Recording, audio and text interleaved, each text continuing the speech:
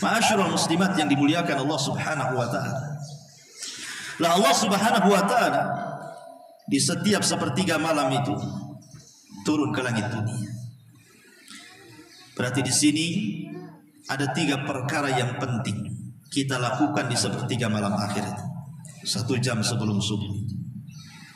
Apa itu? Pertama,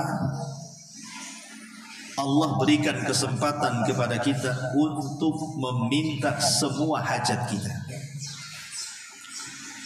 Dalam sebuah hadis qudsi yang pernah kita bahas kan ketika kita masih membahas kitab Arba'in Nawawi, dalam hadis Abi Dzar Al-Ghifari kalau tidak salah, di mana Allah Subhanahu wa taala mengatakan apa?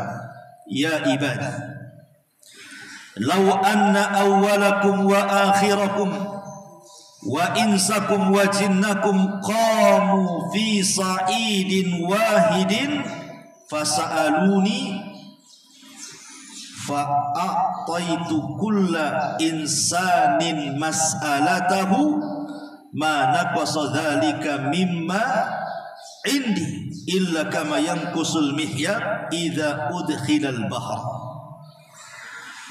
Jadi Allah Subhanahu wa taala mengatakan dalam hadis qudsi itu, wahai hamba-hambaku, kalau seandainya orang yang awal kalian dan orang yang akhir kalian dikumpulkan di satu tanah lapang, sejak zaman Adam sampai terakhir mati dikumpulkan di tanah lapang, kemudian Allah katakan, mintalah kalian semua kepadaku. Maka masing-masing orang meminta kepada Allah itu sejak zaman Nabi Adam sampai yang terakhir mati, semua minta. Yang satu minta ini, yang satu minta itu, yang satu macam-macam permintaan mereka itu. Apa kata Allah? Fa'ataitu kulla insanin mas'alatahu, maka aku akan berikan setiap permintaan sesuai dengan 1, 2, 3 dan semua manusia yang meminta kepadaku itu tidak berkurang dari apa yang ada di sisiku, melainkan seperti jarum yang dimasukkan ke dalam lautan kemudian diangkat, di situ ada 1 tetes di ujung jarum itu, melainkan setetes jarum itulah aku sudah berikan semua permintaan manusia. Dari sini kita tahu bahwa Allah itu ghani, Allah itu maha kaya. Jangan terbentik dalam pikiran kita itu Allah tidak sanggup memberikan apa yang kita minta. Karena kalau semua manusia meminta saja, Allah mampu memberikan permintaan itu ibarat 1 tetes di ujung jarum itu. Sementara kekayaan itu terbentang 1 lautan itu. Jadi jangan mengatakan Allah tidak sanggup memberikan permintaan. Pasti Allah sanggup memberikannya. Dan kita harus yakin kalau kita meminta sesuatu, pasti Allah akan kabulkan permintaan kita. Inilah bedanya makhluk dengan Allah. Kalau makhluk sehebat apa orang kaya di dunia ini, anggaplah ada orang paling kaya di dunia yang pernah saya kenal di Yaman itu, yang datang orang proposal dikasih. Ya, dia bisa memberikan mungkin 1 malam itu 200, 300 atau 1000 orang. Tapi kalau 1 dunia datang kepada dia membawa proposal, sanggup dia memberikan? Tidak sanggup lah kan gitu. Tapi Allah Subhanahu wa taala jangan lagi memberikan permintaan yang hidup hari ini. Kalaulah seluruh manusia dihidupkan sejak zaman Adam sampai yang terakhir mati, Allah sanggup memberikan sesuatu yang mereka minta kepada Allah. Inilah harus ditanamkan kepada kita, bahwa tidak ada yang mustahil bagi Allah Subhanahu wa taala. Maka dari sini Allah memberikan kesempatan kepada kita untuk mengeluhkan setiap permasalahan kita dalam 1 hari ini. Ibu ada masalah apa? Karena setiap kita kan banyak masalah. Mungkin ibu nggak punya masalah. Entah masalah hutang, entah masalah kesehatan, entah masalah tetangga, entah masalah suami, entah masalah anak, macam-macam masalah itu. Maka Allah kasih waktu untuk bermunajat kita. Adukan masalah itu. Adukan masalah itu. Karena Allah tidak sama dengan seorang presiden yang hanya ngomong saja. Kalau ada sesuatu keluhkan sama saya. Kemudian rakyatnya masing-masing menulis sesuatu mengeluhkan. Apakah kemudian presiden mau baca keluhan itu? Mustahil. Walaupun kemudian dibaca keluhan itu, mampu dia kemudian menyelesaikan masalah keluhan masyarakatnya? Mustahil. Tapi Allah Subhanahu wa taala sanggup menyelesaikan semua keluhan hamba-hambanya. Maka ini kesempatan untuk meminta kepada Allah, dan meminta juga bagian daripada ibadah. Idza sa'alta fas'alillah. Apabila meminta, mintalah kepada Allah Azza wa Jalla. Ini yang pertama. Kemudian yang kedua, ada kesempatan berdoa. Kalau memintakan secara khusus, kalau doa ini secara umum. Ya, walaupun meminta bagian daripada doa, tapi doa ini kan secara umum. Kita diberikan kesempatan untuk berdoa. Karena dalam sebuah hadis Nabi SAW mengatakan, Inna fil laili lasa la yuwafiquha abdun muslimun yas'alillaha khairan min amri dunya wal akhirah illa a'tahu iyyahu. Sesungguhnya di malam hari ada satu waktu yang apabila bertepatan seorang hamba muslim memohon kepada Allah sebuah kebaikan, baik urusan dunia ataupun akhirat, pasti akan diijabah kalau bertepatan waktu itu dengan aminnya malaikat. Dan di sepertiga malam itu adalah waktu di mana malaikat turun. Artinya setiap doa di malam hari, khususnya di sepertiga malam akhir itu, dipastikan dikabulkan. Kenapa? Karena memang waktu di mana para malaikat sedang turun. Bukan hanya malaikat, Allah aja turun. Makanya jangan sia-siakan berdoa. Terutama keluhan-keluhan ibu-ibu yang punya anak nakal kan gitu ya. Yang sering mengeluh kepada saya, Ustaz, saya ini punya anak nakal sekali. Kalau saya boleh mengulang waktu, nggak mau saya melahirkan dia, Ustaz. Tapi kalau sedang lahir, macam mana pula? Ada orang yang mengeluh seperti itu. Bahkan ada yang keluhannya itu sampai mengancam. Kalau ku tahu anakku ini besar jadi gini, Ustaz, udah ku cekik waktu bayi gitu, biar mati gitu kan. Ada ibu-ibu itu mengeluhnya sampai ngancam-ngancam. Apakah tidak ada solusi, Ustaz? Gitu. Saya ini sudah nasihati, malah ngajak perang pula anakku. Suruh sholat, malah kemudian saya pula dimaki-maki. Macam-macam keluhan orang tua itu. Lah kalau ibu sudah mengeluarkan daya upaya mendidik anak itu, tidak juga kemudian baik anak itu, kan bisa dikeluhkan kepada Allah. Karena yang membolak-balikan hati anak kita itu bukan ibu. Ibu tidak bisa membolak-balikan anak. Hati anak itu yang membolak-balikan itu Allah Subhanahu wa ta'ala. Maka mintalah kepada zat yang membolak-balikan, ketuklah setiap sepertiga malam itu, minta hidayahnya agar Allah berikan hidayah kepada anak kita itu. Mustahil, Bu, kalau hati anak itu setiap hari diketuk dengan doa orang tua, tidak mungkin tidak berubah. Mustahil, pasti berubah. Karena doa itu kalau ibu panjatkan setiap sepertiga malam, itu sama dengan mengetuk pintu langit itu namanya. Jadi setiap hari ibu ketuk pintu langit, ketuk lagi, besoknya diketuk lagi. Tidak mungkinlah pintu langit itu tidak dibuka. Makanya ini juga salah satu rahasia keajaiban 1 jam sebelum subuh itu. Di situ kita bisa mengetuk pintu langit. Kita bisa keluhkanlah persoalan ibu apa saja, keluhkan sama Allah. Entah anak nakal, entah hutang yang banyak, entah suami yang kurang ajar, macam-macam lah. Ya. Sebab kalau seandainya dikeluhkan kepada manusia sampai kiamat nggak ada solusi.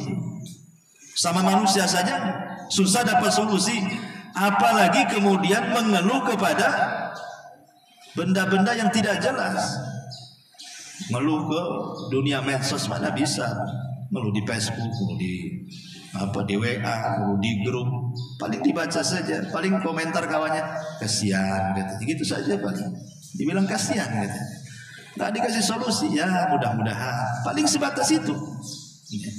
Tapi kalau langsung mengeluh kepada yang memang menciptakan masalah dan dia pula yang mengangkat masalah, ibu yakin insya Allah lambat laun pasti akan ada jawabannya. Ini kesempatan berdoa. Apalagi Allah marah kalau seandainya tidak meminta kepada Allah kan. Bahkan dalam sebuah hadis Nabi SAW mengatakan bahwa innahu man lam yas'alillah yaghdab alaihi. Siapa yang tidak meminta kepada Allah, berdoa kepada Allah, justru Allah akan murka kepadanya. Bahkan perkara kecil Bu, jangan diremehkan, minta kepada Allah. Karena perkara kecil Bu, kalau tidak ada pertolongan Allah untuk menyelesaikannya, gak akan mudah perkara itu dikeluarkan. Lihat, perhatikan hadis Nabi. Kata Rasulullah, hadis Aisyah radhiyallahu anha, "Salullaha kulla syai'in hatta sya'th. Fa inna Allah azza wa jal illam yuyassirhu lam yatayassar." Apa kata Rasul? Mintalah kepada Allah segala sesuatu yang ibu hajatkan, sampai pun kepada masalah tali sendal yang putus. Minta kepada Allah. Kenapa? Karena sesungguhnya Allah itu jika tidak memudahkan sesuatu, sesuatu itu tidak akan berjalan dengan mudah. Allah kalau tidak mudahkan, selamanya tidak ada kemudahan di situ. Jadi kalau seandainya ibu nih jalan kaki dari sini ke rumah, tali sendalnya pula putus gitu, langsung berdoa, "Ya Allah, berikan tali sandal." Maksudnya seperti itu. Bukan berarti kemudian tiba-tiba jatuh tali sandal dari langit, nggak ada itu ceritanya. Maksudnya kemudahan-kemudahan itu bukan begitu caranya. Boleh jadi Allah Subhanahu wa taala mudahkan walaupun tak pakai sandal, ya, walaupun ibu jarang nyeker gitu, tapi sampai rumah tak ada kena duri itu. Bisa saja kan begitu. Tak ada kena beling, tak ada kena paku. Allah mudahkan. Sebab kalau tidak meminta, boleh jadi kemudian kena paku, kena beling jadinya di situ. Atau boleh jadi kemudian nampaklah tetangga itu pakai sandal, baik pula tetangga itu baru pula dia beli sandal. Saya kasih sandalnya. Itu kalau tetangga baik tuh. Kalau tetangga tak baik malah diketawakan, "Ih, orang desa tak pakai sandal." Itu kalau tidak bagus tetangganya. Ya. Tapi kan dengan cara seperti itu boleh jadi Allah kasih solusi gitu maksudnya. Kalau tali sandal saja kita minta kepada Allah Azza wa Jalla, dan kata Nabi Shallallahu Alaihi Wasallam, karena Allah itu jika memudahkan sesuatu, Allah mudah, Allah akan mudahkan semua urusan. Tapi kalau Allah tidak memudahkan, selamanya tidak akan mudah urusan itu. Walaupun kita anggap mudah awalnya, itu mudah aja itu. Setelah kemudian kita berusaha menyelesaikannya, rupanya tak ada jalan keluar. Makanya sering saya katakan, Allah itu kalau sudah ikut campur tangan kepada masalah kita Bu, yang sulit saja Allah akan uraikan masalahnya. Apa yang mudah Allah lebih mudahkan deh. Tapi sekecil apapun masalah, kalau Allah tidak memudahkan, sampai kiamat masalah itu tidak akan terurai. Masyaallah muslimat yang dimuliakan Allah Azza wa Jalla. Ini yang kedua, ada kesempatan untuk berdoa, dan doa itu ibadah, tidak ada ruginya Bu. Karena pengabulan doa itu sudah sering saya katakan, yang pertama, imma an yu'ajjila lahu da'watuhu. An yu'ajjila lahu da'watuhu. Boleh jadi Allah segerakan permintaannya. Setelah berdoa sehari dua hari, rupanya diijabah. Ada yang seperti itu. Wa imma an yaddakhiraha lahu fil akhirah. Boleh jadi tidak dikabulkan doanya, tetapi dijadikan sebuah tabungan pahala untuk meningkatkan derajatnya di surga. Atau yang ketiga, imma an yansarif anhu minas su' mislah, ataupun boleh jadi dia dihindarkan dari mara bahaya yang kalau tertimpa lebih dahsyat dibandingkan permintaannya. Inilah cara Allah mengabulkan doa. Maka ini kesempatan di sepertiga malam akhir, 1 jam sebelum subuh itu, berdoa banyak-banyak, keluhkan masalah kita. Kemudian yang ketiga, kesempatan untuk istighfar. Kesempatan untuk istighfar kapan lagi Bu? Istighfar ini adalah salah satu cara ibu dimudahkan semua urusan. Makanya ada hadis yang mengatakan apa? Man lazimal istighfar ja'alallahu min kulli hamin faraja wa min kulli dhikin makhraja wa razaqahu Allahu min haitsu la yahtasib. Siapa yang melazimkan istighfar, membaca astagfirullah, astagfirullah, astagfirullah. Nabi saja istighfar setiap hari berapa kali? 70 sampai 100 kali. Kata Rasul, siapa yang melazimkan istighfar, membaca astagfirullah, maka Allah akan keluarkan dalam setiap kesedihannya kebahagiaan, dalam setiap kesulitannya jalan keluar, dan Allah berikan rezeki dari arah yang tidak disangka-sangka. Itu harus yakin. Dan ini ada kesempatan istighfar. Apalagi dalam sehari ini, tidak mungkin kita tidak melakukan dosa, mustahil. Mulai kita bangun tidur sampai tidur itu mustahil kita tidak melakukan dosa. Pasti kita melakukan dosa hari-harinya. Entah dosa lisan, entah dosa mata, entah dosa telinga, entah dosa kaki, tangan, pikiran, dan begitu seterusnya kan. Maka kesempatan besar kita istighfar itu maksudnya apa? Kita sedang meminta ampun di waktu yang tidak ada yang tahu kecuali kita dengan Allah. Dan ini bisa menggugurkan dosa yang kita lakukan di siang hari ketika kita melakukannya tidak ada yang tahu kecuali kita dengan Allah. Makanya sering saya katakan, dosa sembunyi-sembunyi itu memang mungkin dianggap biasa di zaman sekarang kan? Tapi bahayanya kan luar biasa. Kayak ibu pakai handphone nih kemana-mana, saya kira ibu punya handphone. Nah, mungkin tidak punya handphone. Pengemis saja punya iPad sekarang ini, layar sentuh lagi.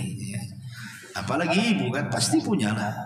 Terkadang ibu ini kan nengok grup, baca grup, ataupun nengok YouTube, atau nengok Instagram, atau nengok apalah yang terlewatkan dalam medsos yang kita pegang itu. Tidak sadar kita ini sedang berbuat dosa sebenarnya. Entah di situ kita baca gibah atau menggibah gitu ya. Kita tidak tahu. Entah kita sedang copy paste masalah hoax, apalagi di zaman politik. Kadang-kadang sarsen nggak jelas.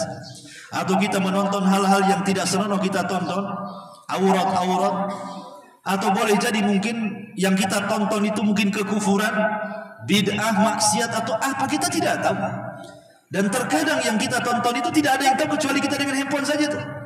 Dengan Allah yang menciptakan kita. Itu dosanya besar. Kenapa? Karena bisa menghapuskan pahala yang besarnya sebesar gunung Tihamah, kata Rasul. Jadi kalau ibu menghadap Allah itu membawa sebesar gunung Tihamah dosa, pahala, maka bisa digugurkan dengan maksiat sembunyi-sembunyi itu. Lah solusinya kata para ulama, biar tidak gugur pahala yang kita sudah tumpuk dalam satu hari itu dengan dosa-dosa yang kita lakukan secara sembunyi-sembunyi, maka lakukanlah amalan yang sembunyi-sembunyi yang tahu hanya kita dengan Allah. Dan itu bisa ibu lakukan dengan cara apa? Istighfar di 1 jam sebelum subuh. Siapa yang tahu? Tidak ada yang tahu, karena ibu dengan Allah saja. Nah, itulah caranya supaya balance gitu ya. Jangan sampai pahala kita hilang dengan dosa sembunyi-sembunyi, maka lakukan juga pahala sembunyi-sembunyi. Begitu caranya kata para ulama. Ya. Ini yang ketiga. Jadi